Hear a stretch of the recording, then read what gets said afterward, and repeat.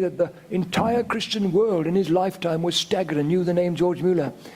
He did something. He took hundreds and hundreds of people on the streets dying, these little children, those days in London and across Britain, and he put them into what we call orphanages now, but there were none. Muller got these big buildings, housed hundreds, 200 in one place. In the end, there were thousands. He was a man of prayer. When God heard him pray, God answered his prayers mostly immediately. Wow! Have you ever prayed like that? 200 children, 230 I think, sitting around the tables, not one little crumb of bread, nothing to eat. But he got them. He said, children, let us bow our heads in prayer and thank God for the food we are about to receive. That's faith.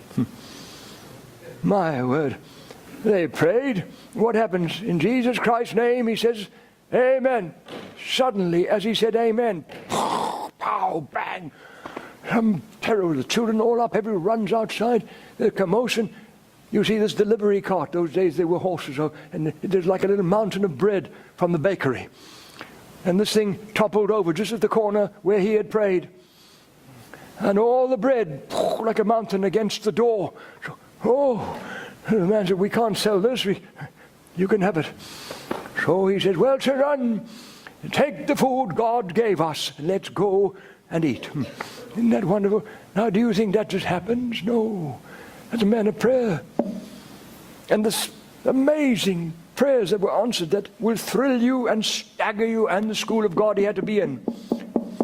Before God got him there to pray like that, there's a school, and there's obedience, and lessons of faith. But when he died, he was virtually a household name now across much of the Christian evangelical world. He was even in the front pages of British newspapers, the front pages giving him because of what he was doing, and the faith and the stories that were being told about this man. Even the secular newspapers were front pages of what God was doing through him. Well, as he died, it wasn't one moment. It was a long, drawn-out deathbed and suffering, much suffering. And as he died, they found in his Bible pages. Interlinked with all the pages was a very big Bible. And on those pages were scores and scores and scores and scores of names. And many of the names had a tick on the one side and a date. Now he's dead. They made research, a lot of Christians. They found every single name of the many, many scores and scores of pages strewn across his Bible behind. And as he lay dying, all those months and months, people from across the world would send him their drunken husband, their son in prison, murderer.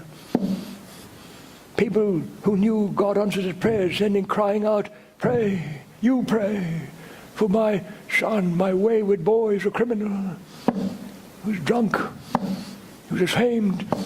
Oh, people crying out, and here this man was praying. Where there was a tick and a date, they found that that person was saved on that day. So we ticked them off and put the date.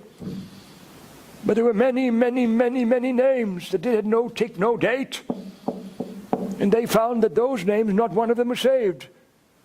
He died praying for them, and he died, his prayers were not answered. This great man of faith. Anyway, all the pages were put back. Now the British are wonderful. In some ways. They protect everything of history, one way or the other. You go there, you can go into John Wesley's home, and there's his bed, the same seats, the same blanket. There's the prayer cushion. Not only him, John Knox. I went into his home. There's his little desk, there's his Bible, there's his writings, sermon things, and the great John Knox said, Mary said, I fear the prayers of John Knox more than I do the Spanish Amir. Oh, she trembled, that wicked woman, at this godly man's prayers, that she knew would change history, and did. Give me Scotland or I die. And God gave him Scotland. Scotland turned in the Reformation through that man's prayers alone. Away from Rome, the wicked Rome. Well, you go to any place now, 2 American missionaries, young men. Those days they went flights, across to Africa, etc. They had to go via Southampton. And then there was no Suez Canal. So they go by all the way.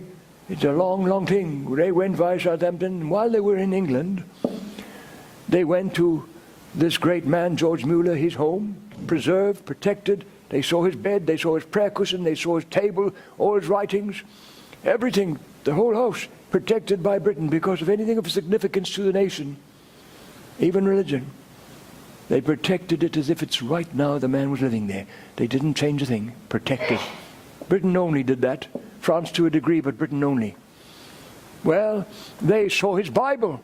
The great George Muller, they saw all these pages. And they asked, and they inquired, and they were told, all the dates were those who were saved. Those are the days. He spent all his time of his deathbed suffering, crying to God. And these came, but all these names, no tags, no ticks. And when he died, they were not saved. So these 2 American missionaries said, well, can we have these pages for a while? We protect them. We want to make a research now. They spent a long time before going further. And they made research that took a long, long time. Every single name was saved on those pages. He died not seeing them saved, not seeing his prayers answered for them. But every single one was eventually saved. That didn't mean God wasn't going to answer his prayers. Mother, if you die and your child is still drugs and drink and shame, die praying in faith.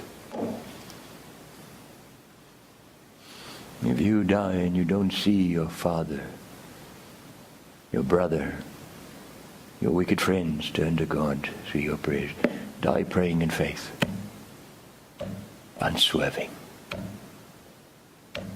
Just keep praying. Die praying. But don't die doubting this holy God. You see,